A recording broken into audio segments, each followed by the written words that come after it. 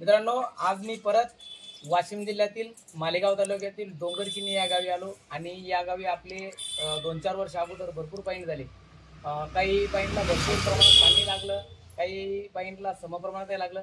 पण असो, आपल्याला तुम्हाला जर या पाईंटचं सर्व काही व्हिडिओ बघायचा असेल तर आपलं यूट्यूब चॅनल आहे भूजल शोधक अशोक शिंदे, या लिंकवर तुम्हाला या पॉइंटची पूर्ण माहिती भेटेल। सध्याचं तात्पर्य सांगायचं म्हटल्यावर इथलचं जे आता ही गडीची जागा असल्या कारणाने थोडं नरमच लागणार आणि केसिंग पण थोडा शिल्लकच लागणार आहे। दुसरी गोष्ट महत्त्वाची म्हणजे इथं 2 झऱ्याचं पाणी लागणार आहे। पहिला जो झरा लागणार आहे यांना 20 ते 40च्या मधात लागणार आहे आणि दुसरा जो लागणार आहे 270 ते 80 दरम्यान लागणार, म्हणजे जेमतेम 300 फुटापर्यंत 1 ते 1.25 इंचीपर्यंत पाणी लागेल अशी अपेक्षा आहे।